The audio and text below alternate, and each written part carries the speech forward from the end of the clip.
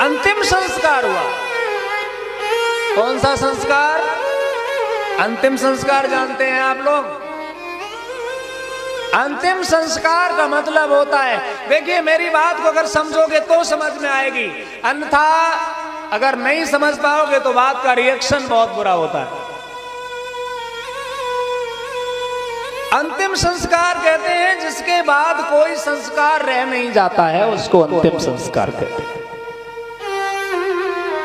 जिसके बाद में कोई संस्कार नहीं बचा, जन्म से लेकर के सारे संस्कार हो गए और अंतिम संस्कार तब हुआ जब उसको शमशान में जला दिया गया। अंतिम यही तो है ना, इसके बाद कोई संस्कार है क्या? बाबा पीछे से आवाज दीजिएगा जो बैठे हैं, नहीं है ना? तो फिर ये तेरा ही कौन सा संस्कार है? फिर जब अंतिम संस्कार हो गया फिर ये तेरे ही का क्या मतलब है? ये तेरे ही कोई संस्कार नहीं है, ये तेरे ही ये पेट भरने के लिए दावत संस्कार है।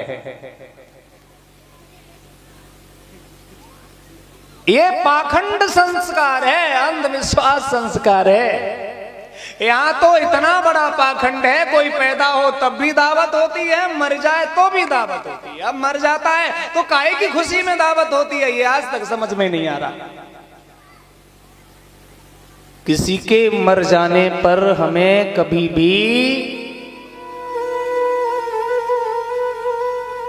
भी दावत नहीं करनी चाहिए और न कभी मृत्यु भोज करना चाहिए। मृत्यु भोज खाना भी नहीं चाहिए। आदमी इतना बेशर्म हो गया है, एक तरफ महिलाएं रो रही हैं और एक तरफ वो पेट में ठूसने में लगा पड़ा। एक बात बताइए, जिस घर में, अब आप बताओ, एक एक व्यक्ति जब मरता है, माफ करिएगा मैं किसी धर्म के विरुद्ध बात नहीं करता हूं, फिर कोई अपने धर्म पर ले जाए। आजकल जब कोई मरता है तो मरते मरते 2-4 लाख रुपए घर वालों पे कर्जा करवा देता। अस्पतालों में इतना पैसा लगता है, गरीब है वो भी अपने उस व्यक्ति के प्राण बचाने की कोशिश करता है, उसका इलाज कराता है।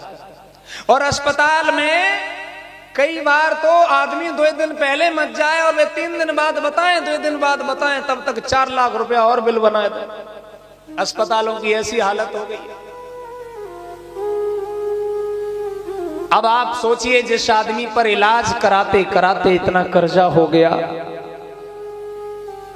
अब उस आदमी पर दबाव बनाया जाता है कि आप तेरे ही करो, क्योंकि तेरे ही नहीं करोगे तो जो तुम्हारे पिताजी हैं उनको स्वर्ग में जगह नहीं मिलेगी। तेरे ही नहीं करोगे तो यहां तो बेचारे भूखे प्यासे गए ही हैं और वहां भी भूखे प्यासे रहेंगे। और मेरी बात अगर झूठ मानो तो टीवी पर एक कथा आती है, अनिरुद्धाचार्य जी महाराज एक कथावाचक हैं। उन्होंने ये कहा कि जब कोई मर जाता है तो 13 में 13 ब्राह्मणों को इसलिए खिलाया जाता है कि जब 13 ब्राह्मण भोजन करते हैं तो तुम्हारे पिताजी जो खत्म हुए हैं उनका पेट भर जाता है। अब ये समझ में नहीं आता है कि इनके पेट में कौन सी फ्लेक्सी फिट है, ब्लूटूथ फिट है,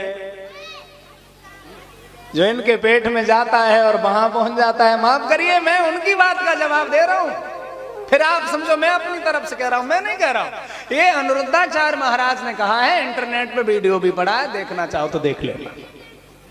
मैं तो केवल प्रश्न पूछ रहा हूं, ऐसा इन लोगों के पेट में क्या फिट है जो इनको खाना खिलाओ और तुम्हारे बाप का पेट भर जाएगा।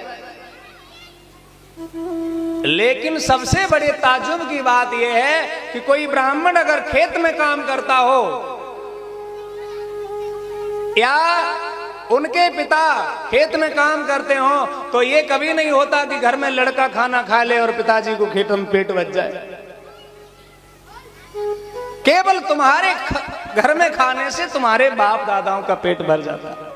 और हमने इतनी बड़ी तेरही की संस्कार किया, उसके बाद भी एक लफड़ा बना रहा। बोले अब शांति पाठ करवाओ, शांति पाठ भी हुआ, गरुड़ पुराण की कथा हुई। अब शांति पाठ के बाद भी एक समस्या हुई, तुम्हारे बाप दादे कौआ हो गए, अब हर साल कगौर डारो। अब कगौर डारो भैया, उस आदमी ने जिंदगी में 18 बार तो कथा करवाई, वाके बाद में वो आदमी बचा नहीं, वो आदमी नरक में चला गया। अब वो कौआ बन गया। सोचिए, अब कह रहे हैं कगौर डारो। अब कौआ को कगौर डारी गई, तमाम कौए आ गए। अब तुम्हें कैसे पता चलेगा कि इनमें तुम्हारे बाप आए कि नहीं आए? कौए तो बहुत आए, क्या कौआ तुम्हारा बाप है? हो सकता है कि और मर गए, सो खाए के चले गए हों। तुम्हारे बाप को नंबर भी नहीं आया तो कौन सा फायदा कगौर डारने से। इसलिए मैं कहना चाहता हूं, मैं कभी किसी धर्म की बात नहीं करता, मैं कभी टिप्पणी नहीं करता। लोग हमारे वीडियो को इंटरनेट पे देखते हैं, फिर कहते हैं तुम मेरे धर्म की बुराई करते हो। अरे भैया, ये कोई धर्म नहीं है, ये पाखंड है। और मैं साफ साफ बता दूं, संविधान में मृत्यु भोज के लिए कोई जगह नहीं है। संविधान मृत्यु भोज के लिए मना करता है। और बताओ, संवैधानिक नहीं है मृत्यु भोज, किसी के मरने पर दावत नहीं की जा सकती। इसलिए इस पाखंड से दूर हो जाइएगा। अंतिम संस्कार के बाद कोई संस्कार नहीं होता है। और रही बात शांति पाठ की, तो शांति पाठ का अर्थ बदल दो। ये कभी मत कहो कि उस व्यक्ति को शांति मिलेगी जो चला गया। अरे उसे तो शांति मिल गई, अब उसे बचा क्या है?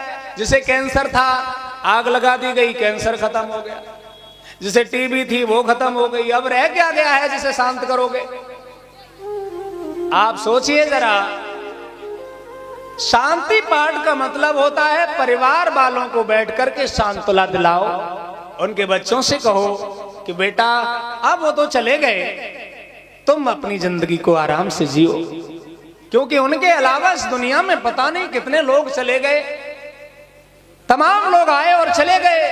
ये परिवार वालों को सांत्वना दिलाने के लिए शांति पाठ होता है, ना कि जो मर गया है उसके लिए शांति पाठ होता है। प्रेम से बोलिए भगवान बुद्ध की, बोधिसत्व बाबा साहेब की। इधर मैया का अंतिम संस्कार होने के बाद परिजनों का बड़ा दुख था। समय व्यतीत होता गया और राजकुमार भी धीरे धीरे बड़े होने लगे।